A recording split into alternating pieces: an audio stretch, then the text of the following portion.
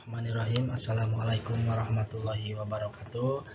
Selamat berjumpa kembali dengan pelajaran IPS untuk kelas 9 di pertemuan ketiga.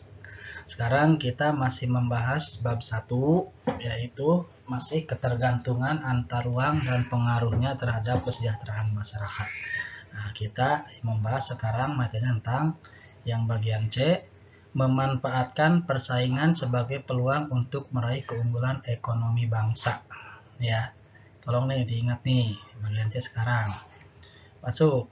Strategi persaingan dalam persaingan perdagangan internasional sebagai berikut. Yang pertama, jadi kalau kita pengen berdagang khususnya, ya kita jangan jauh-jauh internasional. Kita kalau pengen berdagang, ini strategi yang harus kita perhatikan supaya insya Allah dagangan kita laku lah, itu ya intinya ya. Yang pertama, pemilihan produk. Jadi produk itu yang akan kita dagangkan itu kualitasnya harus bagus dan harus bagus. Nah, itu ya, harus bagus. Jadi jangan menjual produk jelek atau menjual produk kalau dilihat di iklannya bagus, ternyata ada yang beli, lihat barang aslinya ternyata jelek. Nah, itu nggak boleh ya. Nah, di sini pemilihan produk itu ada 3 kategori, yaitu produk lokal, produk internasional, dan produk global. Jadi lokal itu hanya untuk lokal, satu wilayah. Sedangkan kalau internasional bisa berbagai negara. Dagangan kita bisa dijual ke berbagai negara. Dan untuk global, berarti dagangan kita itu bisa dijual ke seluruh negara yang ada di bumi ini. Yaitu tentang pemilihan produk. Yang kedua, perang harga. Nah, ini nih di zaman sekarang harga itu juga menentukan. Ya, jangan memasang harga terlalu tinggi. Kita lihat dulu pasarannya. Kita mau berjualan di mana? Kalau seandainya berjualan di kampung-kampung, ya harganya sesuaikan dengan pendapatan masyarakat di kampung tersebut. Atau barang yang akan kita jual itu sesuaikan. Jangan sampai kita dagangnya di kampung, yang kita jual mobil, kapal, pesawat, kereta. Nah, itu gak bakal laku gitu ya. Disesuaikan pasar yang ada di kita itu gimana, dan harganya itu sesuaikan. Ya, itu yang kedua. Kita lanjut. Nah, ini ada 4 langkah yang menentukan harga dasar dalam perdagangan internasional. Nih, ini bukan, kita jangan bicara internasional dulu ya. Kita bicara dagang. Ada 4 langkah. Yang pertama, menetapkan elastisitas harga dari permintaan. Nah, kita lihat kira-kira barang yang ini masyarakat yang membutuhkan banyak atau tidak. Nah, kita di sini bisa permainkan harga ya, tapi sesuaikan. Atau barang di sini yang menjualnya banyak, kita bisa mempermainkan harga. Gimana caranya supaya barang yang kita jual itu laku? Ya otomatis harganya agak beda sedikit. Yang kedua, buat periklanan. Buat perkiraan biaya untuk menentukan harga jual. Jadi dihitung dulu modalnya berapa, modal habis berapa.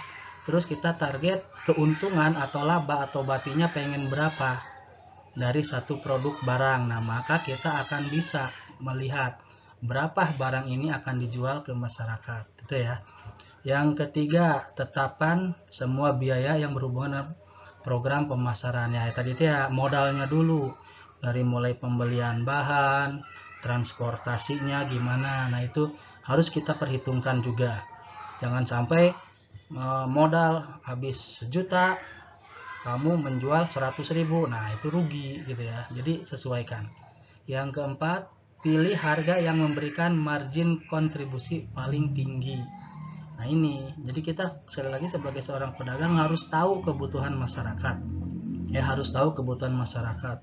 Terus juga harus tahu berapa orang atau berapa negara yang menjual produknya sama dengan kita. Nah, kita nanti bisa menentukan harga di sana. Itu ya, mudah-mudahan paham ya.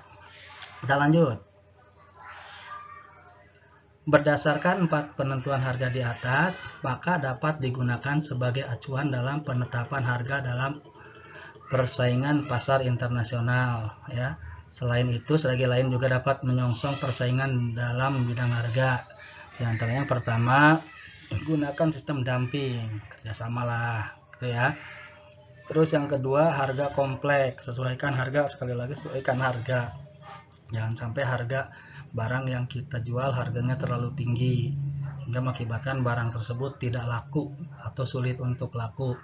Yang ketiga, sesuaikan harga produk reguler dalam merespon perubahan harga pesaing untuk memasuki pasar. Kita kontrol dulu harga di pasaran berapa. Kalau kita menjual produk ini ada yang sama, kita survei dulu berapa harga yang akan kita jual supaya dagangan kita laku. Lanjut, mengembangkan modal usaha. Nah, ini modalnya dulu, usahakan ada dulu ya.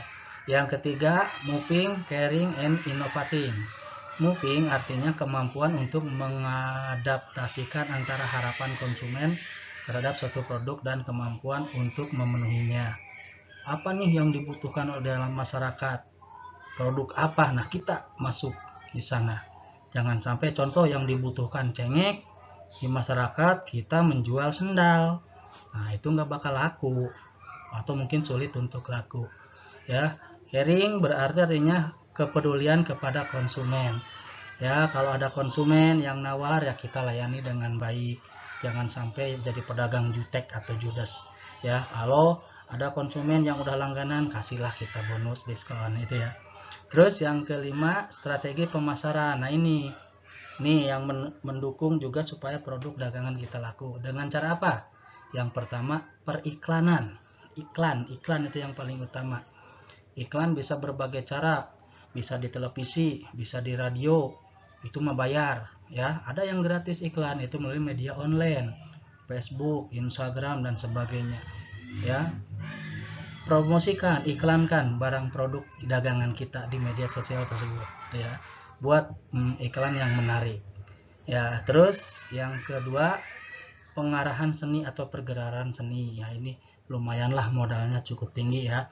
Atau ketika ada hiburan apa, ada yang hajatan, kita dagang di sana gratis juga kan, nggak ada pungutan apa-apa kan, itu ya. Nah, itu tentang ya. Ternyata udah cukup pertemuan ketiga, jangan terlalu banyak materinya. Ya, seperti biasa kalian pahami dan mudah-mudahan apa yang saya jelaskan dapat dimengerti oleh kalian. Silahkan setelah itu rangkum ya, terus hasil rangkumannya fotokan dan hasilnya upload ke e-learning masing-masing. Oke, mudah-mudahan dapat dipahami. Mohon maaf jika ada kesalahan kata dan sebagainya. Wabillahi taufik wal hidayah. Wassalamualaikum warahmatullahi wabarakatuh.